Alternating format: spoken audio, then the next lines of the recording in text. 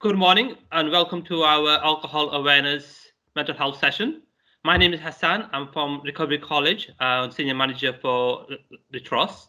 I've got three excellent guests today to support me on this amazing session we're going to do today.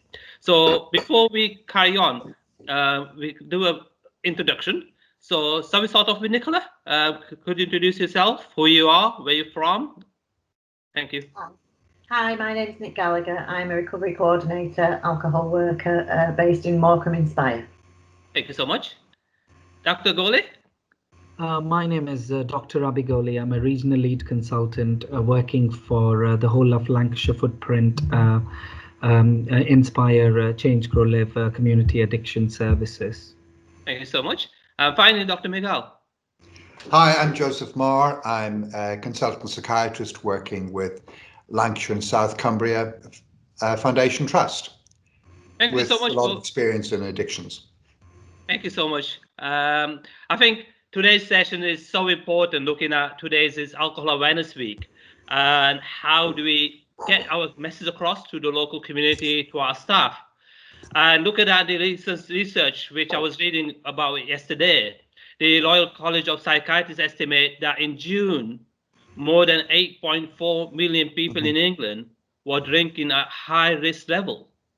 And that was up from 4.8 million in February, which was shocking how much has gone up just within a few months. And again, I did a survey from Alcohol Change, very similar picture that drinking is quite high and increasing, especially because of the lockdown. So it's so important we get this message across. So before I ask a question, if you want to say what you guys are seeing and what's affecting because of COVID, has it been increased? What can we do? So start off with Nicola, especially you working with individuals. What are you seeing on the as I speak? I think particularly since lockdown, there's an increase in alcohol misuse, not only in clients that only use alcohol, but in the wide spectrum of clients that we support. Lots of people regard themselves as binge drinkers, have become alcohol dependent. The increase for the need for alcohol detoxes and the pressure on the nursing team. My caseload is predominantly full of people who are either alcohol dependent or are recognising that they've got mental dependence, physical dependence as well. It's all growing. There's been a massive increase. Dr. Abi, when you say drinking, what do you understand about drinking? Because people might think, what's the difference between high drinking, low drinking? Because someone might go home today and think, I've got four glass of wine. I do that every single day. What's the problem? I think we need to really, first of all, understand our guidelines and what's our recommended drinking limits. People are already aware that Public Health England talks about no more than 14 units per week for either male or female. And there is a really good reason for that. And I think it's quite evidence-based, and its implications on our wider physical and mental health issues. I mean, answering the earlier point around increased surge, I mean, since March, like Nicola was saying, we have seen a big numbers of alcohol-dependent people attending our services, wanting help. And we had to overnight double up some of our resources around how we meet the demand. So we've introduced what we called as multidisciplinary team meetings. We've introduced lots of different specific pathways and guidance around how we support our individuals with the growing demand we're facing with.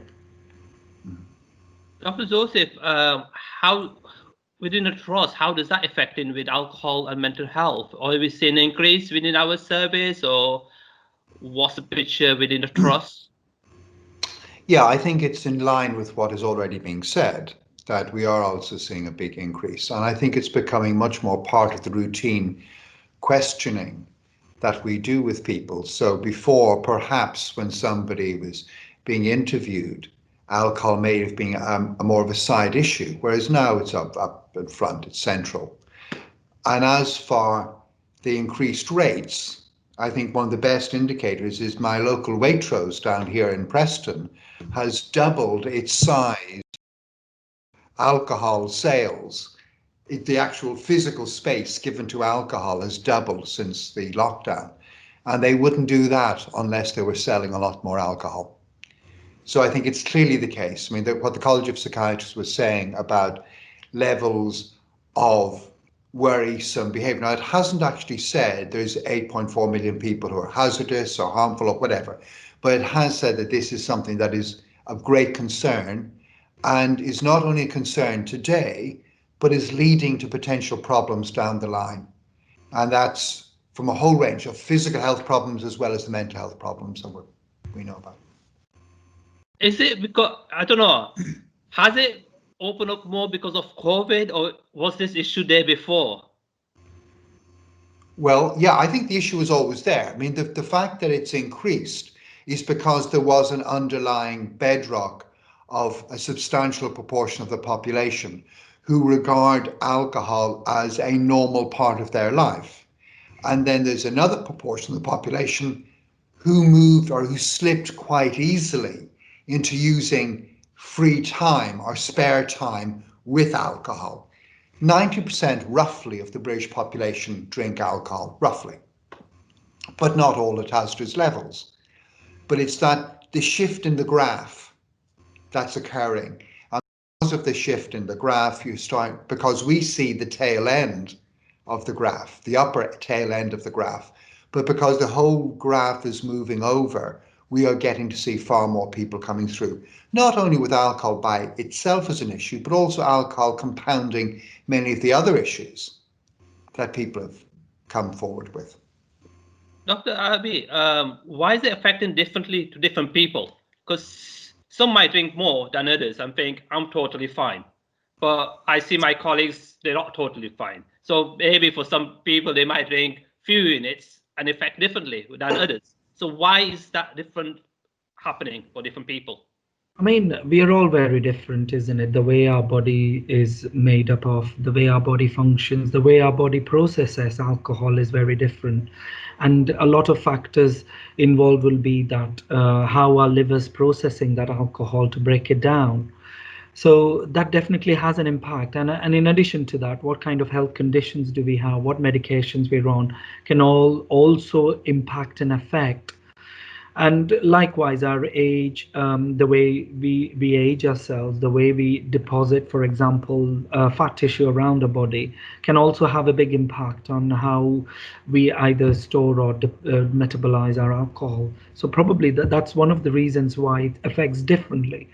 But I think what Public Health England has always said and would continue to say is harmful levels with time will definitely start to affect people. Yeah. Would you like to add anything on that, Dr. Joseph? Or? Well, yeah, I think there are one or two other elements I would add in. And as an example of this, when I used to give my talks to medical students about a year ago, and I'd start off by saying, right, who has Irish or Scottish ancestry?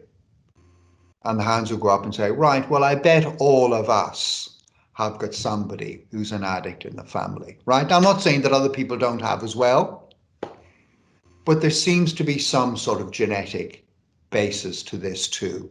And I think that there are some families who recognize within the family, look, this is an issue. And there are people who within those families who are committed teetotalers, and there are other people within those families who become very dependent on alcohol, as opposed to other families where people may drink, as you've described earlier, just have a glass of wine at night and have that every night without much bother. So I think there's also that genetic component, and there's a cultural component as well, I think. There are certain cultures where alcohol, and within our own society, some subcultures where alcohol is considered a part of the normal way of life, and some subcultures where drunkenness can be considered almost a normal part of the way of life. And that's a step further along the pathway. So Britain is not the same as, say, southern France or Italy, where people do drink but don't appear to have the same levels of public harm from alcohol that we do. Our society seems to be, and these islands I'm talking about, let's not leave Ireland out of this, right? these islands seem to be peculiarly affected. Thank you.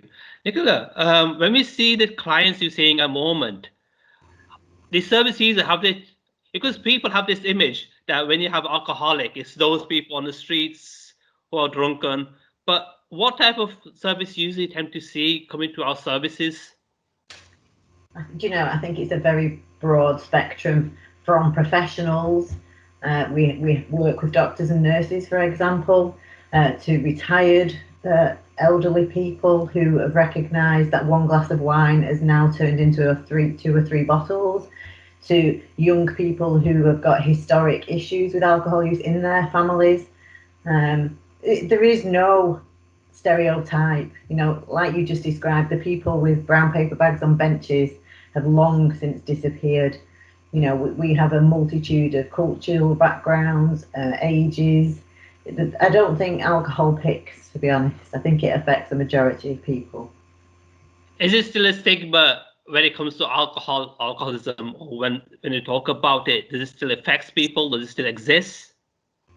I think people need to define their own alcohol misuse, and that's one of the things that I like to do with people on my caseload. It's not my role to tell them what I think about their drinking, but use useful tools to help them recognise themselves that their drinking has become problematic.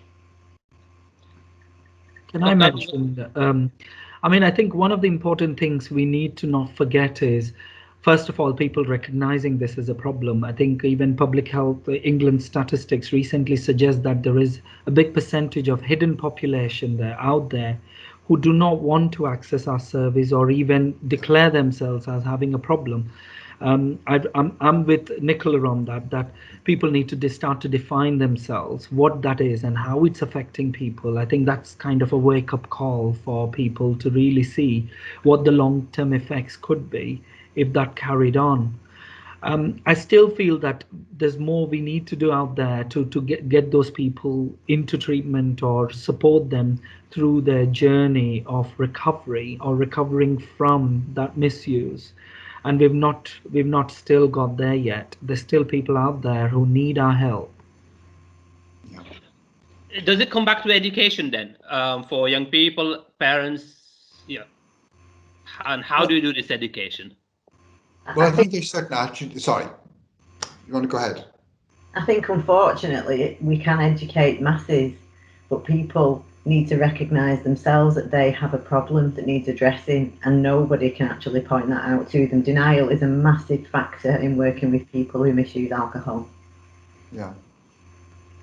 I'd add in awareness, just being more aware.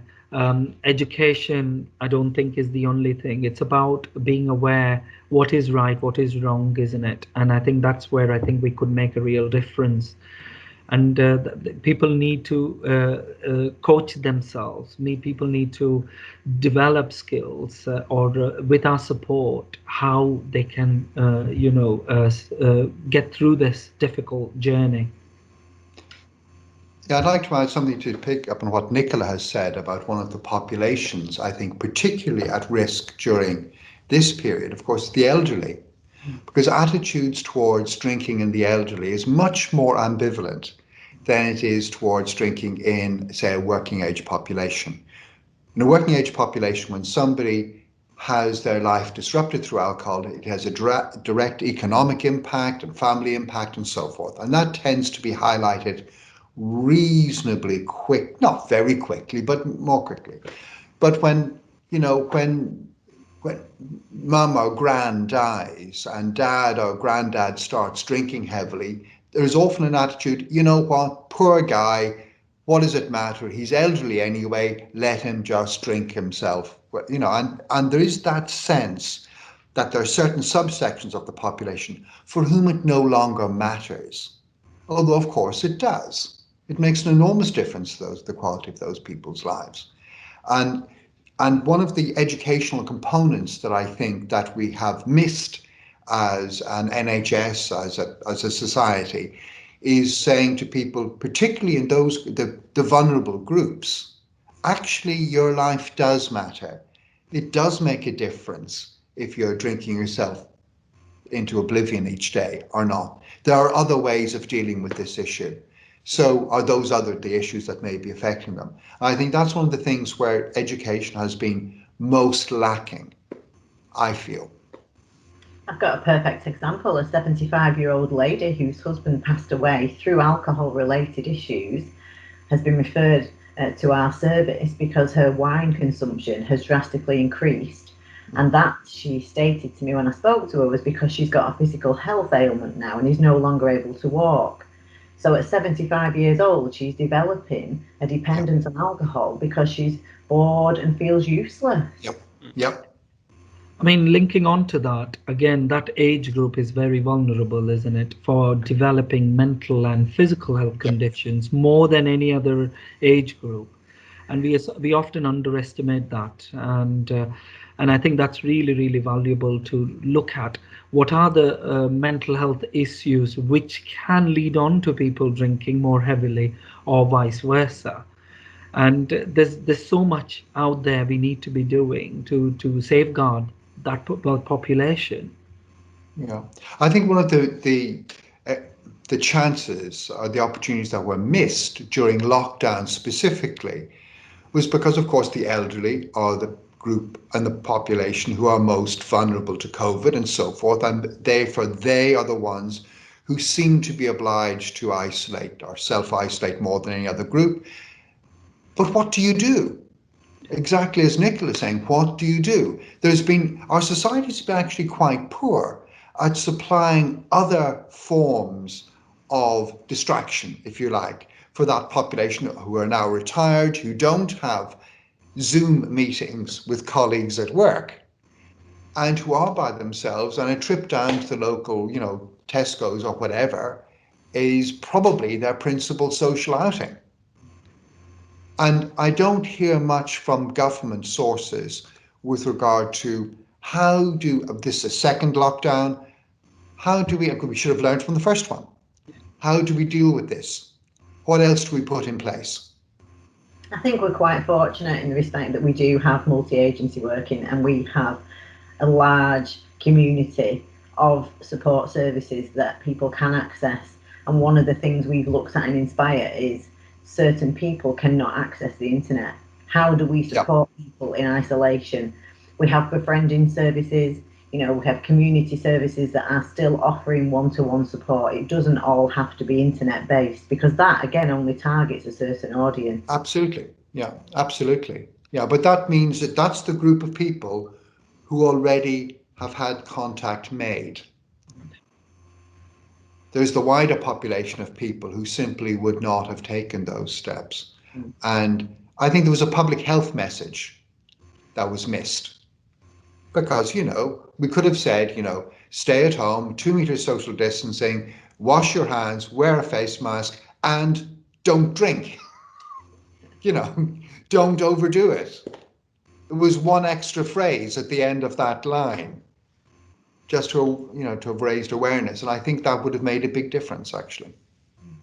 I think it's a good point you guys are making because part of our role, we got Harry, our health bus, which we've been taking out in the community. And after the first lockdown, when we were out, I was in Ormskirk once, and this elderly lady came in. And one thing she said was it was because of lockdown, she's never been out, and she was frightened to come out. Yeah. And the first person she's spoken to was me after 3 months. Wow. And you can imagine that loneliness, frightened, and that's going to affect a lot of people. And also, Nicola, talking about internet. I've been out and talking to other people that they don't have access to internet as well. And a lot of older people were saying it's great for young people. They understand the technology. But for us, why do we have to understand it? And that face-to-face contact is still missing. So it is, I think it is crucial that the age we're working with, and especially the older age we're working with, how do we support them and how do we get our message across to them? Especially Alcohol Awareness Week is great, but again, we're doing it, but again, it's coming lockdowns. So we are trying our best, but we've got it again on Zoom. So how do we get this message across to our wider society who might not have access to internet? And I think that's where certain services who are specifically working with people that aren't engaging or following up people that aren't answering phone calls once an initial referral's been made. I think the barrier to not being able to access face-to-face meetings is massive. People understand, but at the same token, if we can't offer face-to-face, a telephone call for some people is productive at the time, but then they're left with no physical contact with anybody, like you're saying, for months on end. Yeah. I think that's where I think we also have the self-management guidelines around how we can equip people who are lonely and drinking heavily, how they can manage their drinking. And I think government does encourage people to self-manage. Again, it would be unfair to ask everybody to stop drinking suddenly, because it has its own implications if somebody is dependent on, and it can have some serious health complications as a result, such as seizures and fits and other health related problems. So we just have to be mindful around how we support our individuals. There are lots of ideas, and there's a lot out there we're already doing with local councils. We're doing with primary care networks, with GP surgeries, in terms of engaging or trying to engage those populations. And there's still a journey to make in that process. There's, of course, the other big area that we're missing here is that AA is not meeting face to face. And AA is the primary support network for people with alcohol problems in this country and around the world, really.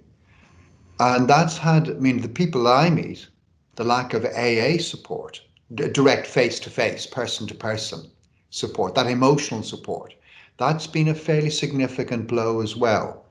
And we haven't, I think that all things together, despite the fact of the extra work that we're doing as services to try to cope with this, we seem to me at least to be below the level that we were before all of this COVID crisis started.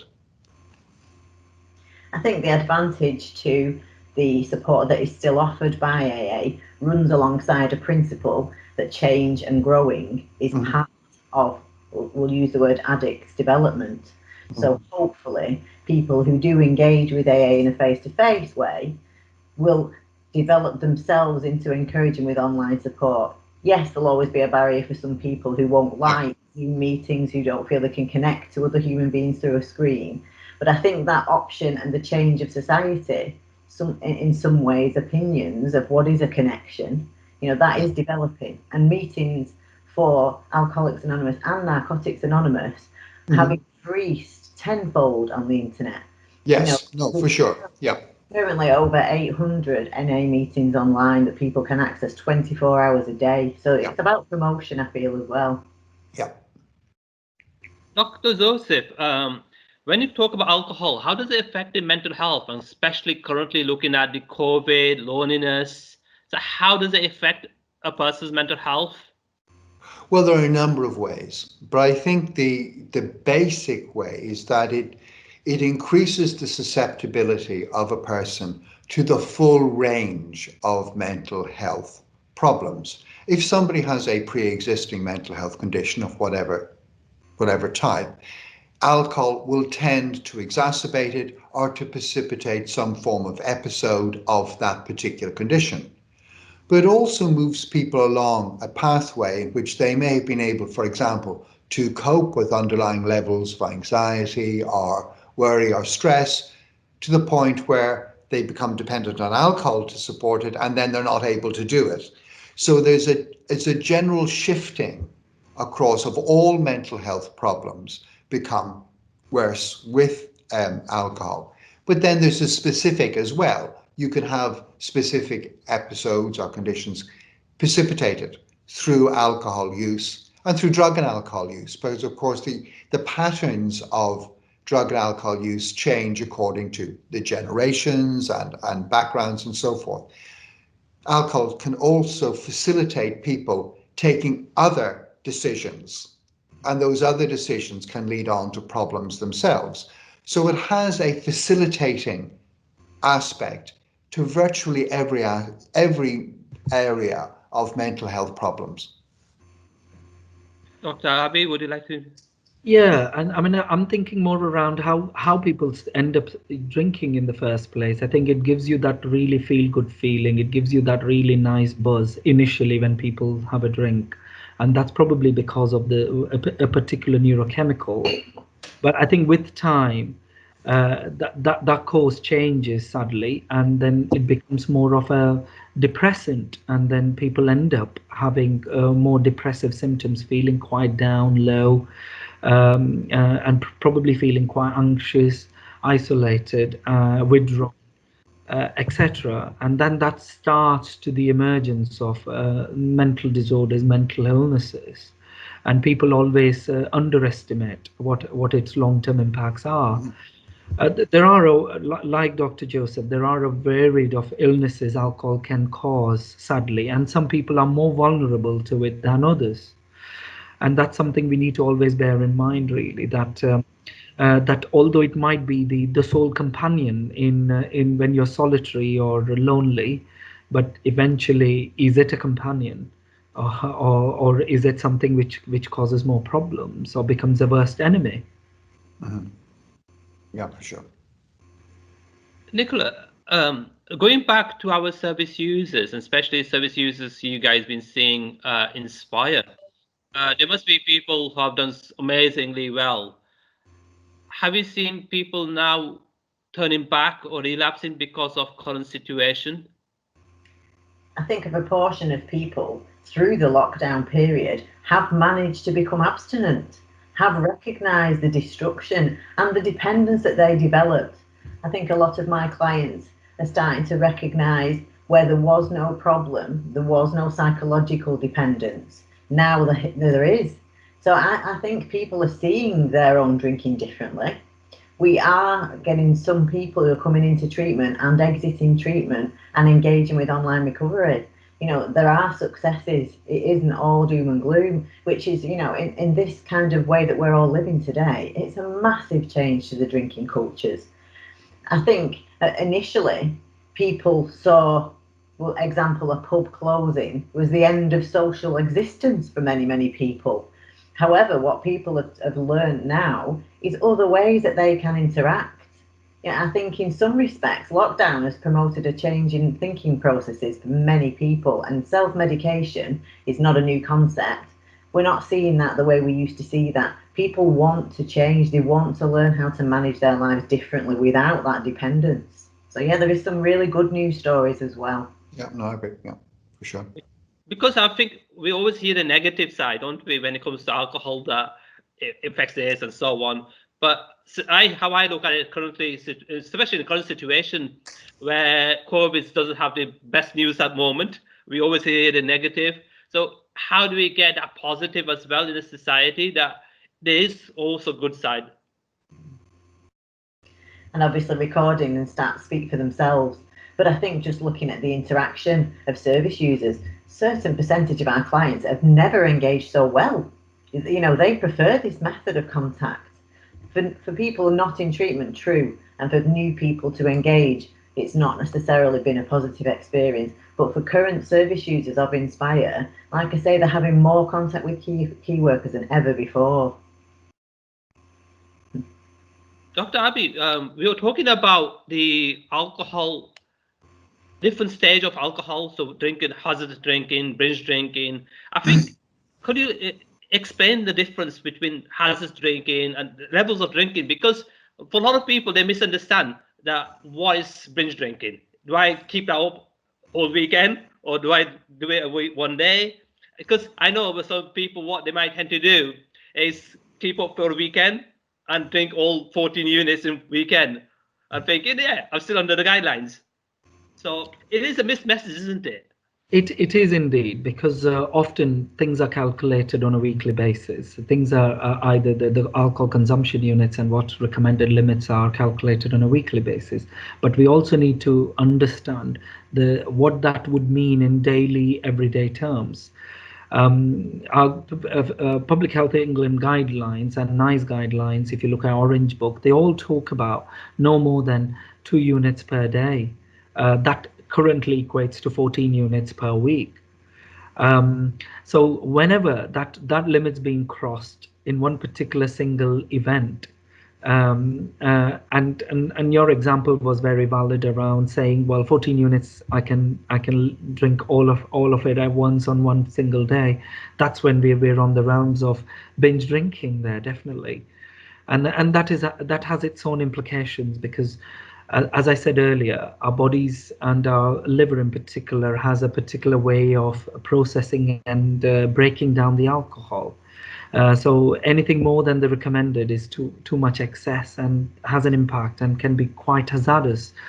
When you start seeing the implications on our health, physical or mental health, that's when I think the alarm bells should start to ring, and give us that message that we need to do something about it. Thank you. In terms of support, what's out there? So I know you guys Inspire are there. So Nicola, if you want us to talk about what you guys offer, and if someone wanted to get support, how do you get support from you guys? What's the way of getting support from you?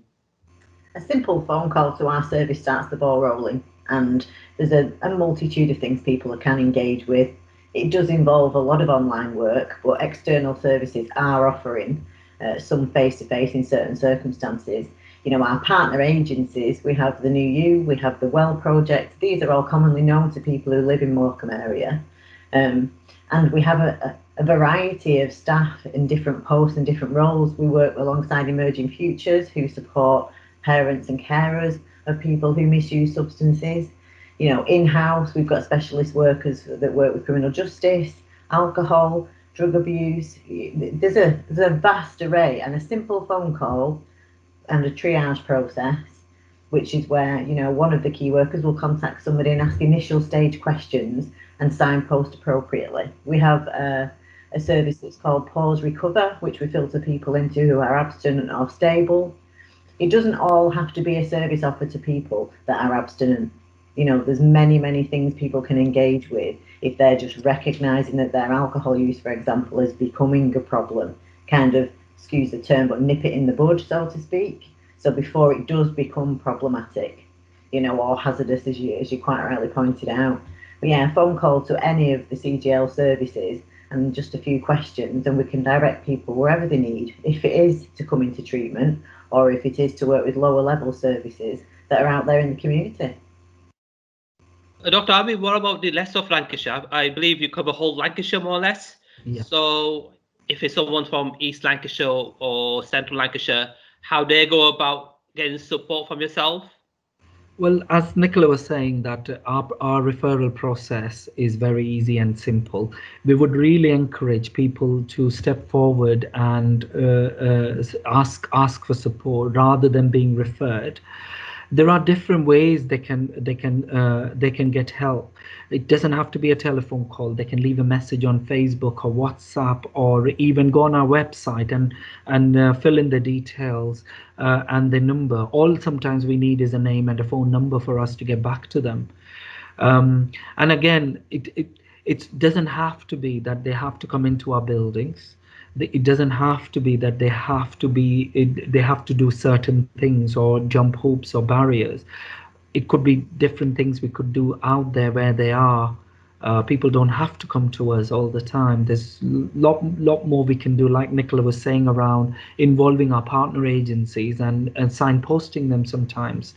I think that for us the key is we would like to prevent a bigger event, and early intervention is the key to success before it becomes a bigger problem.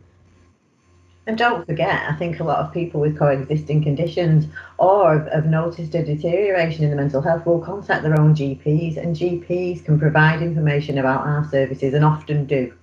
You know, self-referral is promoted, but it doesn't have to be if people aren't quite confident yet in recognising A, they need support, and B, that, you know, they've got the confidence to actually contact a drug and alcohol service.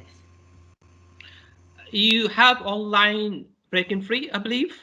We do have Breaking Free online, and that's almost kind of like working with yourself for yourself, and it gives you the confidence to be honest with yourself first before you decide whether you actually need help. Because I think a lot of people are embarrassed if drinking has become problematic, and we can't change that, but all we can do is encourage people to recognize themselves. There is a personal responsibility when alcohol misuse takes over, and we encourage, I think, ultimately self-assessment, self-esteem building, some of the tools that we use, including breaking online. I was recently on some training for the blue light manual, and that it primarily looks at the fact that we need to believe we can change once we recognize we've got a problem. So lots of resources, I think, that will help people come to that conclusion. Dr. Joseph, in terms of trust point of view, what supports out there for people, especially with mental health and alcohol? I think the key to that is defining the boundaries between them both, because obviously people who come to us, and many do, whose problems are primarily drug or alcohol based, we tend to, at the moment, ask people to contact Inspire. However, the bulk of people that we actually do have coming through our doors, most of those people have already crossed a threshold in which the other components of their mental health world have deteriorated to such an extent that, in fact, the specialist input that we can provide is required.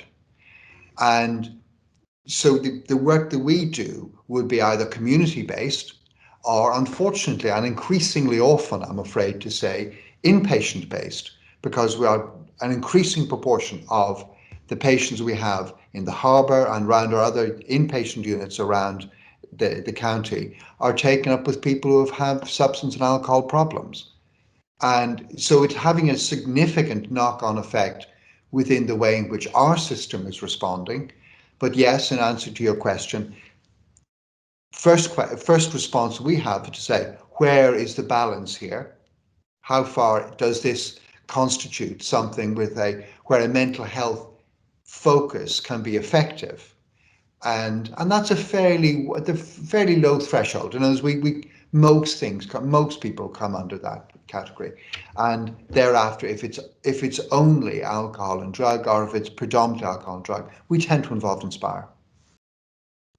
I would probably add a bit more around. I think one of the reasons we've all come together is around the specific agenda of dual diagnosis, or also known as co-occurring mental illness as well as addiction issues together. And I think historically, various organizations had different cultures around which came first, and the chicken egg situation and the argument. And I think one of the things we really want to move away from is it doesn't matter what's contributed to what, either a mental illness causing an addiction issue or vice versa. The main important bit is addressing all the components of that individual's health issues. And I think that's very, very key message I want to give out to people, that more than ever, Inspire has been working closely with the Mental Health Trust and vice versa to bring that change and make that happen and get the best for our population or for our societies in Lancashire. I think an advantage to Inspire services support, particularly around mental health as well, is we will work with people with mental health issues and hopefully help them address their alcohol misuse. I have a client who recently completed an alcohol detox, and she was on some extremely strong medication for her mental health. She recognised alcohol was not helping her mental health, came to us for support, and now, once detoxed and living sobriety, is reporting improvements to her mental health. So that's just a really good example. We don't say no to people, we investigate from all sides of the coin. Finally, what I'd like you to do, starting with Nicola, one message you would like to say to take back home for people about Alcohol Awareness Week, or anything about alcohol? It's hard to be a professional, a key worker. Which piece of advice do I think? If you're concerned in any way, shape or form that your drinking is creating any problem, it doesn't matter how big or small, just pick up the phone. Thank you. Dr. Abi, one message to take back home? I would say stop and think. Whatever you're doing, in particular, if it's alcohol related, can you stop and think and understand whether it's the right decision you are making, whether there's something they need help with or support. We are there to help them. So stop and think. And finally, Dr. Joseph, one message to take home? Well, I think the theme of the week is alcohol awareness. And I think the first step is be aware. And being aware includes being honest. You know, what do I drink? What do I use? And just being, if the first step is just calculating accurately, what is it that I'm taking? Just being aware. I think that's the first and most important step.